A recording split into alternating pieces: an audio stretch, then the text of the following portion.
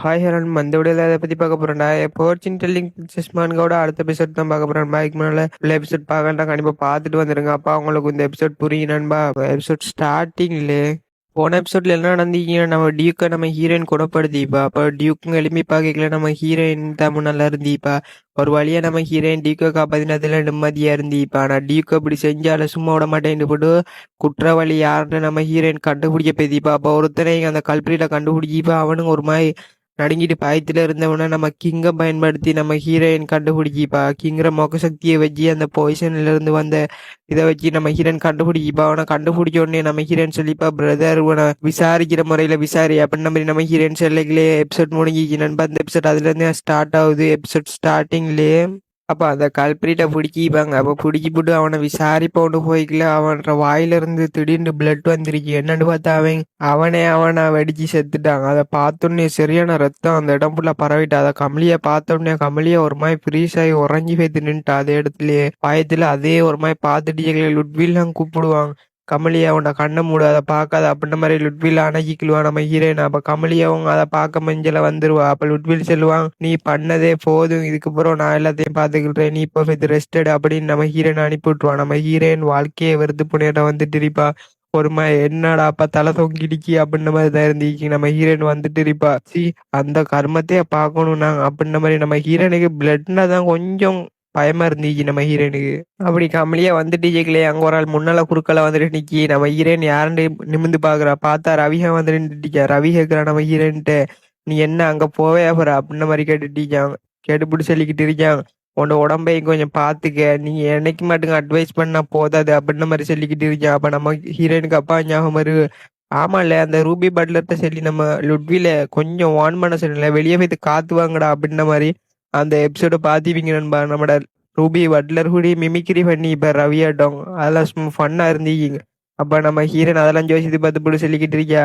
ஆமா சொன்னேன் அப்படின்னு போட்டு, அதுக்கு என்னப்பா அப்படின்ற மாதிரி கேட்கும். நம்ம ஹீரோயின் அவன் ஒரு மாதிரி பாக்குறான். செல்றாங்க அதே அட்வைஸ் தான் உனக்கு, நீனு உன்னோட உடம்ப பாத்துக்கலாம் அப்படின்ற மாதிரி சொல்லிக்கிட்டியா. நம்ம ஹீரோயின் பாக்குறா, இவர் என்ன கைப்புள்ள தன்னால வந்து அட்வைஸ் எல்லாம் பண்ணு அப்படின்ற மாதிரி நம்ம ஹீரோயின் சிரிச்சுக்கிட்டு அங்க இருந்து கிளம்ப போறீங்களா. அவன் கூப்பிடுறான், ஒரு மாதிரி தடிக்க குரல்ல கூப்பிட்டு செல்றான், ஏய் கமலியா, நான் சொல்றது ஒண்ணும் விளங்குலையே, அவனோட உடம்ப கவனிச்சிக்கல சொன்னேனா அப்படின்னு போட்டு, நீனே எல்லா வேலையில இன்வால்வ் ஆக தேவையில்ல, நாங்கள் எண்ணத்துக்கு இருக்கோம் அப்படின்ற மாதிரி அவங்க ஒரு மாதிரி கத்தி செல்லவும் நம்ம ஹீரோயின் செல்றா, நீ ஒண்ணு என்னைய நினைச்சு பயப்படையெல்லாம் தேவையில்ல, எனக்கு தான் 2 பிரதர் இருக்காங்களே, அவங்கள நான் அனாதையா விட்டுட்டு போக மாட்டேன் அப்படின்ற மாதிரி நம்ம ஹீரோயின் சொன்னோடனே நம்மட ரவின மூஞ்சில சிரிப்பு ஒண்ணு. ரவி சிரிச்சுக்கிட்டே சொல்லிக்கிட்டு இருக்கான், இந்த பொம்பளை கொஞ்சம் கொஞ்சமா வர வர வினோதமா மாறிக்கிட்டே பேசிட்டு அந்த பொம்பளை அப்படின்ற மாதிரி அவன் ஒரு மாதிரி சிரிச்சுட்டு பார்த்துருக்கேன் நம்ம ஹீரோயின் போறது.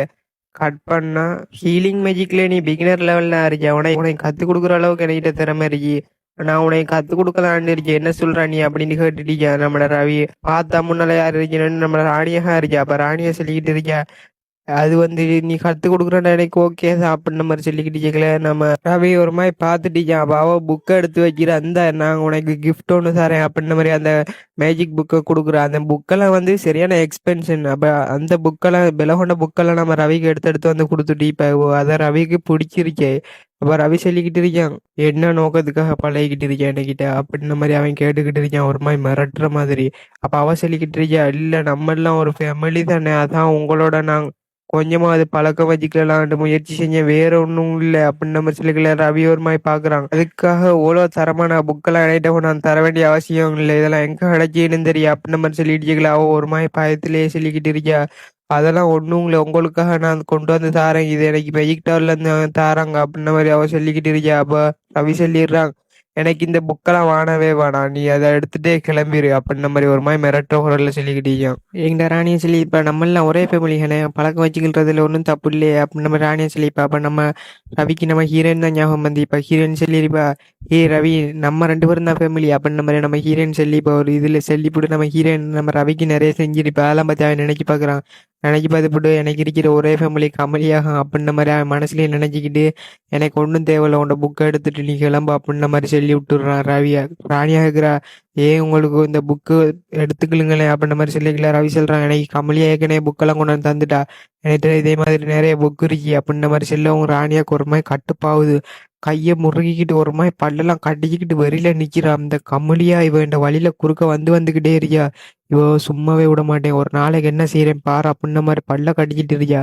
கட் பண்ணா அதிகமா கிரவுட் இருக்கிற ஒரு இடத்த காட்டிட்டிருக்காங்க. அதான் அந்த மெர்ச்சன்ட்ல வந்து அந்த சாமான்லாம் விற்கிற இடம், அந்த பொருள் எல்லாம் ஏலத்துக்கு விடுற இடம், அங்க நிறைய ஆக்கெல்லாம் இருக்கு. அந்த டைம்ல நம்ம ஹீரோயின் டியூக்கும் உள்ள வராங்க. டியூக் நம்ம ஹீரோயினை கூட்டிட்டு வரக்கலையே, நம்ம ஹீரோயின் சிரிச்சுக்கிட்டு இருக்கியா. ஒரு வழியா வந்துட்டேன், டியூக் ஒத்துக்குள்ள வர நினைக்கி பார்க்கல அப்படின்ற மாதிரி நம்ம ஹீரோயின் வந்துட்டியா அந்த மெர்ச்சன்ட் இதுக்கு. அப்ப அங்க வந்துட்டீங்களே, நம்ம டியூக்கை பார்த்து நம்ம ஹீரோயின் சிரிச்சுட்டு வரக்கலையே. அங்க 2 பேரும் வந்துட்டு கூப்பிடுறாங்க, என்ன நீங்களுமா வந்திருக்கீங்க அப்படின்ற மாதிரி கேட்கல. நீங்க என்னடா பண்றீங்க இங்க அப்படின்ற மாதிரி நம்ம டியூக்கும் பாப்பாரு. உங்க 2 பேரையும் பார்த்து அங்க யார் வந்திருக்காரு, நம்மட லிவிலியனு நம்மட செப்ராவும் தான் வந்திருப்பாங்க. வந்துட்டு கமலியா நீனுமா வந்திருக்கியா அப்படின்ற மாதிரி கேட்டுட்டு இருப்பாங்க. அப்ப அவங்க அப்படி பேசிக்கிட்டு இருக்கீங்களே, நம்மட லிவிலியன் பாப்பான். பார்த்தா அங்க நம்மட மில்லர் தான் வருவார். மில்லரை பார்த்தோன்னே, இவன் தானே அந்த கோஸ்ட் கில்ட்ல மேனேஜரா இருக்கான், இவன் தானே அப்படின்ற மாதிரி அவர் ஒரு மாதிரி பார்த்துட்டு இருப்பாரு. அப்ப மில்லர் வந்து அவங்களுக்கு பவ் பண்றாரு. அப்ப நம்ம ஹீரோயின் பாக்குறா மில்லரை. பார்த்தோன்னே மில்லர் ஒரு மாதிரி நம்ம ஹீரோயினை பார்த்து போட்டு தலகு நீங்கி யோசித்து பார்க்குறான். ஏன்டா மில்லட்ட நம்ம ஹீரோயின் சொல்லியிருப்பா, நாங்கள் அந்த மெர்ச்சன் எல்லாம் ஒன்று ஊர்ற இடத்துல வச்சு நான் ஒரு இதை வாங்கணும் அப்படின்ற மாதிரி சொல்லியிருப்பேன் நம்ம ஹீரோயின். ஆயிக்கா மில்லர் சொல்லியிருப்பான், சரி நான் உங்களுக்கு உதவி செய்கிறேன், என்ன வாங்கணும்னு சொல்லுங்க அப்படின்ற மாதிரி சொல்லிட்டு நம்ம ஹீரோயின் சொல்லுவா, ஒரு மைனத்தை வாங்கணும், அதுவும் அந்த இரும்பு மைன் அதை எடுக்கணும் நான் என்ன ஹைக்கு அப்படின்ற மாதிரி சொல்லுவா நம்ம ஹீரோயின். அதுக்கு மில்லர் ஷாக் ஆயிடுவாங்க. உடனே எது அந்த இரும்பு மைன், அதெல்லாம் எடுக்கிறது ரொம்ப கஷ்டம் மேடம் அப்படின்ற மாதிரி ஒரு மாதிரி சொல்லிக்கிட்டு இருப்பான். அதுக்கு போட்டியாளர்கள் நிறைய பேர் இருக்காங்க. உதாரணத்துக்கு நம்மட லிவிலியன் செப்ரா எல்லாரும் அதெல்லாம் கண்ணறியல், அதை நீங்க எப்படி எடுப்பீங்க, உங்களுக்கு நிறைய எதிரிகள்லாம் வர வாய்ப்பு இருக்கு அப்படின்ற மாதிரி சொல்லிக்கிட்டு இருப்பாங்க. ஆனா நம்ம ஹீரோயின், எனக்கு எல்லாத்த பத்தியும் தெரியுங்க, அதுல விலையை பத்தியும் தெரியுங்க எனக்கு அப்படின்ற மாதிரி நம்ம ஹீரோயின் யோசித்துக்கிட்டு இருக்கா. அவன்கிட்ட செல்றா, அதெல்லாம் பத்தி நீ கவலைப்பட தேவையில்ல, நீ வா நான் பாத்துக்கிறேன் எல்லாத்தையும் அப்படின்ற மாதிரி நம்ம ஹீரோயின் மில்லர்ட்ட சொல்லிட்டா. மில்லர் அதைத்தான் பத்தி யோசித்துக்கிட்டு இருப்பான். நம்ம ஹீரோயின் ஒரு மாதிரி வில்லத்தை நம்ம சிரிச்சுக்கிட்டே சொல்லிக்கிட்டு இருக்கா, ஏன்னா எனக்கு போன வாழ்க்கையில நடந்த விஷயம் தெரியுமே, அந்த மைண்ட்ல இருந்து நிறைய டைமண்ட் ஜுவல்லரி எல்லாம் அதெல்லாம் யார் எடுத்துருப்பாங்க, நம்மட லிவிலியன் தான் தூக்கி இருப்பாரு கைக்கு. அந்த லிவிலியன் அதை வச்சு ரொம்ப ஆட்டம் காட்டிப்பாரு. ஏட்டா லிவிலியன் வச்ச பிரைஸ் விலை நம்ம ஹீரோயினுக்கு தெரியுங்க, அதான் நம்ம ஹீரோயின் சொல்லிக்கிட்டு இருக்கியா. அவர் வச்சதோட கொஞ்சம் கூட வச்சாலே காணு, நம்மளுக்கு தான் அது அப்படின்ற மாதிரி நம்ம ஹீரோயின் ஒரு மாதிரி சிரிச்சுக்கிட்டியா. என்ன கையாலும் லிவிலியன் என்னைக்கு மேல கோவப்படுவாரா, இல்லை அதெல்லாம் பாத்துக்கலாம் அப்படின்ற மாதிரி நம்ம ஹீரோயின் நினைக்கப்படு, நம்மளுக்கு தான் மைண்ட் அப்படின்ற மாதிரி நம்ம ஹீரோயின் ஒரு மாதிரி வில்லத்தை நம்ம சிரிச்சுக்கிட்டு இருக்கியா. அப்ப அப்ப அங்க ஒரு டீலர் வந்துட்டு அந்த மைனை பத்தி அனௌன்ஸ்மெண்ட் விட்டார், 1000 பிரைஸை பத்தி ஏலத்துல விட்டோன்னே நம்ம ஹீரோயின் பாக்குறா, பரவாயில்லையே விட்டார் அப்படின்னு. நம்ம லிவிலியன் தான் முந்திக்கிட்டு, வாவ் இது ரொம்ப அழகா இருக்கு இந்த மைன், இது இது நம்மளுக்கிட்ட இருந்தா ரொம்ப அழகா இருக்கு, நம்ம கண்ட்ரி ஃபுல்லா டெவலப் ஆயிருங்க அப்படின்ற மாதிரி எல்லாம் நினைச்சுக்கிட்டு அவர் தான், இந்த பிரைஸை நான் விட்டுறே மாட்டேன், இது வாங்காம விட்றல இன்றைக்கு அப்படின்ற மாதிரி அவர் போட்டி போட்டுக்கிட்டு இருக்காரு. இங்கெல்ல பாக்குறாங்க நம்ம ஹீரோயினுக்கு மேல டியூக் கையை வைக்கிறார். கையை வச்சு போட்டு டியூக் சொல்லிக்கிட்டு இருக்காரு, கமலியா இந்த கோஸ்ட்டுக்கு இல்ல பத்தியா, அந்த கோஸ்ட் கில்ட்லயே நிறைய பணமெல்லாம் பொருள்னு கேள்விப்பட்டேங்க. அதுவும் இந்த கோஸ்ட் கில்டோட அந்த மேனேஜர் வந்து சரியான புத்திசாலியாங். அதெல்லாம் பத்தி நான் இன்ஃபர்மேஷன் கலெக்ட் பண்ணிக்கலே ஒரு லிஸ்ட் ஒன்று பார்த்தேன். அந்த லிஸ்ட்ல இருந்து உனக்கு தந்தனே ஒரு மைன் ஒன்று, டார்க் மைன், அந்த அதுல இருந்து நிறைய கிறிஸ்டல் நமரா செப்ரா கிட்ட போய் திருக்கி அதெல்லாம் அங்க என்ன விளக்கம் அப்படின்ற மாதிரி அவர் நான் தேடி பார்த்தேன். பார்த்தா கோஸ்ட் கில்டுக்கு தான் கடைசியா வந்து சேர்ந்துருக்கி. அதை பத்தி நீனே செல்லுவான்னு காத்துட்டு இருந்தேங்க, ஆனா நீ செல்லல அப்படின்ற மாதிரி நம்ம டியூக் ஒரு மாதிரி நம்ம ஹீரோனை கண்டுபிடிக்கிட்டாரு. நம்ம ஹீரோயின் தான் கில்ட் லீடர் மாதிரி. அப்ப நம்ம டீக் ஒரு மாதிரி பார்த்துட்டு நம்ம ஹீரோயின் ஏதாச்சும் செல்லுவான்டா. அப்ப நம்ம ஹீரோயின், சாரிப்பா நான் உங்கள்கிட்ட சொல்லுவோன்னு இருந்தேங்க, அது என்ன அது கொஞ்சம் நாளாயிட்டு அப்படின்ற மாதிரி நம்ம ஹீரோயின் ஒரு மாதிரி சமாளிக்கிட்டு இருக்கியா. அப்பாவே மூஞ்ச வச்சுக்கிட்டு மனசுக்குள்ளே நினைச்சு பார்த்துட்டு இருக்கியா.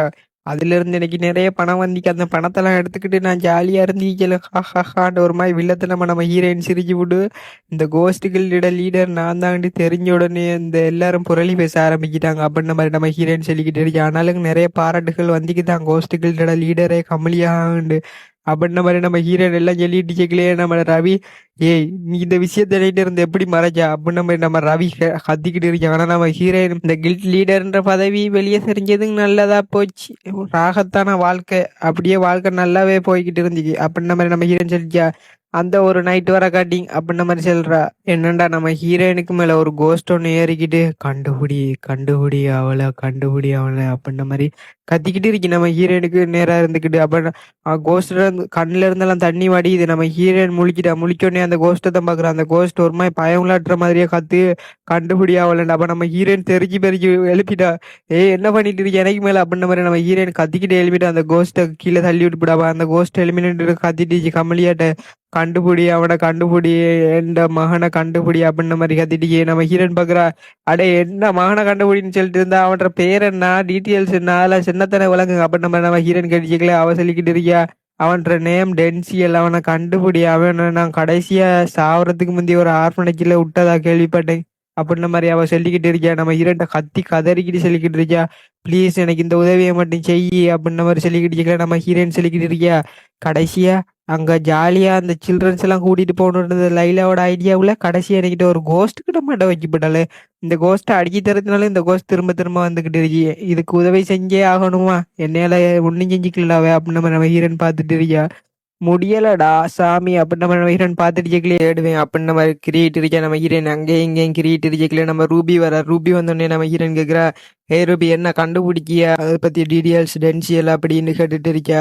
டென்னிஸை பத்தின டீட்டெயில்ஸ் தெரிஞ்சுக்கா எங்கேயாச்சும் கேள்விப்படியா அப்படின்ற மாதிரி கேட்டுட்டு கேட்கல. அவன் சொல்லிட்டு இருக்கான், இல்ல கமலியா மேடம் அப்படின்ற மாதிரி அவன் சொல்லிட்டு இருக்கான். அவரை பத்தி நாங்க தேடிக்கிட்டு இருக்கோம், அவன் வந்து நம்மட டெஸ்டினேஷனுக்கு இல்ல அவன் வேற வெளியில எங்கேயோ இருக்கான் போல அப்படின்ற மாதிரி சொல்லிக்கிட்டு இருக்கலே. பின்னால இருந்து இதெல்லாம் யாரோ ஒட்டு கேட்குற மாரி பார்த்தா நம்ம ராணியா ஒட்டு கட்டுட்டு இதெல்லாம் வில்லத்தனமா சிரிச்சுக்கிட்டே ராணியா பார்த்துப்புட்டு, யாரு தேர்றாங்களே, யாரு டென்னிஸ், டென்னிஸ் யாரு டென்னிஸ் அப்படின்ற மாதிரி யோசித்துட்டு, டென்னிஸா அப்படின்ற மாதிரி அவ யோசித்துப்புட்டு, இந்த கமலியா இருக்காவே வேண்ட வழியில குறுக்கல வர அவக்கு சரியான பாடம் கற்றுக் கொடுக்க வேண்டிய நேரம் வந்து விட்டது அப்படின்ற மாதிரி சொல்லிக்கிட்டு ஒரு மாதிரி வில்லத்தை நம்ம சிரிச்சுக்கிட்டு நினைக்கி பாக்குறா ராணியா. ஏன் எல்லாரும் அவளுக்கு மேல மட்டும் பாசம் காட்டுதோ, அவள அழகா இருக்காண்டா மர, அவ எல்லாரோட எங்க அன்பா இருக்காண்டா, எல்லாரும் பாசம் காட்டுறாங்க அப்படின்னு போட்டு எல்லாத்தையும் நினைச்சு பாக்குறா. அவங்க குடும்பத்துக்கு மேல எல்லாரும் கமலியாக்கு மேல பாசம் அறிகிறத பத்தி நினைச்சு பாது, குடும்பத்துல எல்லாரும் கமலியாக்கு மேல பாசம் அறிக்கிறத நினைச்சு பார்த்து விட அவக்கு சரியான கடுப்பாகுது. அப்ப அவ என்ன செஞ்சுப்பாண்டா, அவ வந்து ஒரு பிரீஸ்டா இருந்து இப்ப அவ வந்து கடவுளை வழிபடுற மாதிரி அவ வணங்கிட்டு இருந்து இப்ப அவங்களோட கடவுளுக்கிட்ட நான் வந்து எப்படினாலும் மேஜிக் கற்றுக்கலனுங்க, அந்த மேஜிக்கில் மெஜிஷியன் ஆகணும், நான் தலை சிறந்த அப்படின்ன மாதிரி அவன் நினச்சிப்பா. ஆனால் அவளால் ஒன்றும் முடிஞ்சிரியே, அதை பற்றி அவன் நினச்சிக்கிட்டு சரியான கடுப்பாவே எல்லாத்தையும் உடச்செறிஞ்சிட்டு இருந்திப்பா அங்கே குடிக்கிற பொருள்லாம். அப்போ அவன் நினச்சிப்பா நான் எப்படினாலும் மெஜிஷியன் ஆவியே ஆகணும் அப்படின்ன மாதிரி அவள் கனவுல இருந்திப்பா மெஜிஷியன் ஆகுறதுல. அப்பா அங்கே அவக்கு ஒரு வேலை கொடுத்திப்பாள் அந்த ஜட்ஜில் இருந்து, அவக்கு மேலே உள்ளாக்கள்லாம் வேலை கொடுத்திப்பாங்க. ஆனால் அதை அவ அந்த கடவுளே வேலை கொடுத்தன்னு நினைச்சுக்கிட்டு இருந்து இப்ப அந்த வேலை என்னண்டா நம்மட சொர்பல் குடும்பத்துல சேரணும், நம்ம ஹீரோன்ற குடும்பத்துல சேர்ந்து அந்த பொண்ணாட்டம் இருக்கணும் அப்படின்ன மாதிரி வேலை கொடுத்திப்பாங்க. அதுதான் அவன் நினைச்சு பாக்குறான். அப்ப நம்மளுக்கு விளங்குப்பாங்க. அப்ப ராணியா வந்து உண்மையான குடும்பத்தை சேர்ந்தவ போல இல்லையே. அப்ப ராணியாவும் அதை அக்செப்ட் பண்ணி இப்ப கடவுளே எனக்காக வேலை ஒண்ணு வச்சிருச்சாங்கடா, நான் அதை அக்செப்ட் பண்ண மாதிரி இப்ப நான் அப்படின்ன மாதிரி நினைச்சுக்கிட்டு ராணியா நடந்து வந்துகிட்டீங்க. நம்ம ஹீரோனி பக்கத்துல வந்துகிட்டு சொல்லிக்கிட்டு இருக்கியா, ஏ கமலியா நான் கேட்டேன் நீ டென்சியில பத்தி தேர்றா போலையா அவரை அப்படின்ன மாதிரி சொல்லிக்கல. நம்ம ஹீரோயின் பாக்குறா, அவளை பத்தி உனக்கு தெரியுமா அப்படின்ன மாதிரி கேட்கல. நீ என்ன ஒட்டா கேட்டா அப்படின்ட்டு கேட்கல. ராணியா சொல்லிட்டிச்சா, இல்ல நான் இங்கே வழியில வரைக்கல, சும்மா அப்படியே காதல டென்சி பேர் கேட்டேன், அந்த பேர் எங்கேயும் எனக்கு தெரிஞ்ச மாதிரி இருந்துச்சு, அது வந்து மேஜிக் டவர்ல இருக்கிற ஆக்கள் இல்ல ஒரு ஆள் நான் கேள்விப்பட்டிருக்கேன் அப்படின்ன மாதிரி சொல்லிக்கிட்டு இருக்கா ராணியா. ஒரு மாதிரி வில்லத்தனமா சிரிச்சுக்கிட்டே சொல்லிக்கிட்டு இருக்கா, அவரை பத்தி உனக்கு இன்னும் அதிகமா விஷயம் தெரியும்டா, நம்ம நேர்லாம் போகணும் அப்படின்ட்டு நம்ம ஹீரோயின் பாக்குறா. அவ என்ன நோக்கத்துல வந்து பேசிட்டு இருக்காண்டே தெரியாவா அப்படின்னு நம்ம ஹீரோயின். அப்ப அவ சொல்லிக்கிட்டு இருக்கா, அவரை எனக்கு நல்லாவே தெரியும், அந்த மேஜிக் டவர் அது வந்து கேபிட்டல்ல இருக்கு, நம்ம அந்த நகரத்துக்கு போகணும், அங்க போனா தான் நம்மளுக்கு அவரை பத்தின விஷயம் தெரியும் அப்படின்னு நம்ம ராணியா சொல்லிட்டு இருக்க. நம்ம ஹீரோயின் பாக்குறா. அப்ப அந்த கோஸ்ட் ஆர்வமா சொல்லிக்கிட்டு இருக்கி, பரவாயில்ல நான் ஒரு வழியா என் மகனை மீட் பண்ண போறேன் அப்படின்ன மாதிரி அவளை அந்த கோஸ்ட் பாத்துக்கிட்டு இருக்கி. அப்ப நம்ம ஹீரோயின் பாத்துக்கிட்டு இருக்கா, இவ வாலண்டியரா வந்து ஹெல்ப்லாம் பண்ண மாட்டாவே, இவன் அதுக்கு இப்ப வந்து உதவுறேன் அப்படின்ன மாதிரி எல்லாம் சொல்லிக்கிட்டு இருக்கா. அப்படின்ன மாதிரி நம்ம ஹீரோயின் பார்த்துட்டு, என்ன இருந்தாலும் டென்சியில் கண்டுபிடிக்கிறேன் உறுதி ஆயிட்டு. அப்போ நம்ம அவட்ட நிறைய இப்போ அதை பற்றி கவலை இல்லை அப்படின்ற மாதிரி சொல்லி போட்டு நம்ம ஹீரோயின், சரி ராணியா நம்ம எப்போ கிளம்பலாம் அப்படின்ற மாதிரி நம்ம ஹீரோயின் கடிச்சிக்கலாம். ராணியா சொல்லிட்டியா, நீ ஒத்துக்கிட்டியா கமலியா, உனக்கு உதவி செய்யறதுல எனக்கு ரொம்ப சந்தோஷமா இருக்கி அப்படின்ற மாதிரி சொல்லிக்கிட்டு இருக்கியா, நம்ம போகலாம் அப்படின்ற மாதிரி சொல்லிட்டு கேட்கல. நம்ம ராணியை சொல்லிட்டியா, நம்ம 2 பேரும் மட்டும் போகலாம் அப்படின்ற மாதிரி சொல்கிறா நம்ம ஹீரோயின். பரவாயில்லையோ திட்டம் தீட்டுறாங்களே அப்படின்னு போட்டு சரி ஓகே என்ன இருந்தாலும் பார்த்துக்கலாம் அப்படின்ற மாதிரி நம்ம ஹீரோயின் கிளம்பிட்டா. கட் பண்ணா அவங்கள அந்த கரெக்டில் பேத்துட்டிருக்காங்க. நம்ம ஹீரோயின் ராணியா மட்டும் தனியாக பேத்துட்டிருக்காங்க. அப்போ நம்ம ஹீரோயின் ராணியா குறுகுருண்டு பார்த்துட்டு நம்ம ஹீரோயின் சொல்கிறா ராணியா பார்த்து இவன் என்னத்துக்கு என்னை குறுகுருண்டு பார்த்துக்கிட்டு இருக்கா, இவோட அந்த சிரிப்புலே விலங்கு இவன் நம்மளை ஏதோ கூட்டிகிட்டு பற்றி செய்ய பார்க்குறான்ட்டு இருந்தாலும் அதெல்லாம் பற்றி என்னைய கவலை இல்லை அப்படின்னு நம்ம ஹீரோயின் பார்த்துக்கல. அவள் சிரிச்சுக்கிட்டே சொல்லிடுச்சா கமலியா நான் உன்கிட்ட ஒன்று சொல்லியா நான் அப்படின்னு போட்டு சொல்லியிருக்கேன். அந்த ஃபெமிலி இருக்கே இந்த ஃபெமிலியில் என்னை எல்லாரும் ரொம்ப அழகாக கவனிச்சுக்கிட்டாங்க ஹரிமா. அந்த மெய்டெல்லாம் எனக்கு ரொம்ப அழகாக பழவினாங்க. என்னோட மற்ற டியூக்கோட நான் அழகாக டீயாக இருந்துக்கலாம் எனக்கு ரொம்ப சந்தோஷமாக இருக்கு. நம்மளோட ரவியோட எல்லாம் படிக்கும்போதெல்லாம் எனக்கு சும்மா அந்தமே ஃபீலாக எனக்கு இதெல்லாம் எனக்கு ஒரு கனவாட்டம் இருக்கேன் அப்போ நினைச்சு பார்த்தாலுங்க அப்படின்ற மாதிரி சொல்லிடுச்சா. இதெல்லாம் என் வாழ்க்கையில் நடக்குமான்னு நான் நினைச்சு பார்க்கல அப்படின்ற மாதிரி சொல்லிட்டு நம்ம ஹீரோனை வெறுப்பத்திரமே காய்ச்சிட்டீங்க. இவ்வளவு நாள் ஆனால் நீயா இருந்தீங்க அந்த பொசிஷனில் உனக்கு அழகாக இருந்தீச்சிங்கன்னா நல்லா இருந்தீச்சிங்கன்னா அப்படின்ட்டு ஒரு மாதிரி கவலைப்படுறமே சொல்லிக்கிட்டு நம்ம ஹீரோனை குத்தி காட்டுறேன். ஆனால் உண்மையிலேயே நான் தான் அவங்களோட மூத்த புள்ளே ஆயிட்டேங்கண்ணா அப்படின்ட்டு சிரிச்சுக்கிட்டே சொல்லிக்கிட்டு இருக்கா கம்லியா. ஏதாச்சும் உதவி வேணுங்கிற நைட்டப்போ டைரெக்டாக கேளலாம் அப்படின்ற மாதிரி சொல்லிட்டுச்சா. ஏன்னா நான் தானே அவங்களோட உண்மையான புள்ள அப்படின்ற மாதிரி சொல்லிடுச்சா டியூக்குற. அப்போ நம்ம ஹீரோயின் வில்லத்தனமா சிரிச்சுட்டு சொல்லிக்கிட்டு இருக்கா. பரவாயில்லையே நம்மள்ட்டே ஒரு ஆக்டிங்கை போடுறா அப்போ நம்ம ஆக்டிங்கை போட்டுற வண்டியே அப்படின்ற மாதிரி சொல்லிக்கிட்டு நம்ம ஹீரோயின் சொல்லிக்கிட்டு இருக்கா. உண்மையான புள்ளையா என்ன பரவாயில்ல இப்போ பாசம் காட்டுதல் போல அப்படின்ற மாதிரி நம்ம ஹீரோயின் கேட்டுட்டீங்க அவகிட்ட. அப்போ அவ இல்லத்தை நம்ம சிரிச்சுக்கிட்டு சொல்லிக்கிட்டீங்க.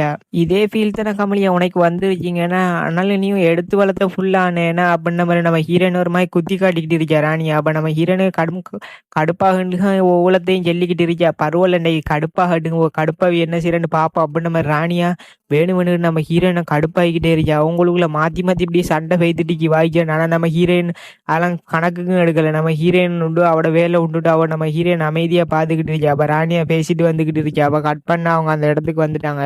அங்கே ஒரு டவர் ஒன்று இருக்கு. நம்ம ஹீரோயின் பார்க்குறான். டவரை பார்த்துக்கல ராணியா பின்ன இருந்து சொல்லிக்கிட்டு இருக்கா. நம்ம கிளம்பலாம் அப்படின்ட்டு நம்ம ஹீரோயின் சொல்கிறா. அவனை எங்கேயாச்சும் தேடிப்போ நம்ம இது கண்டுபிடிக்கணும் எங்கே தேடுறேன்னு தெரியும் அப்படின்னு நம்ம ஹீரோயின் பார்த்துட்டு இருக்கல ராணியா சொல்லிக்கிட்டு இருக்கா.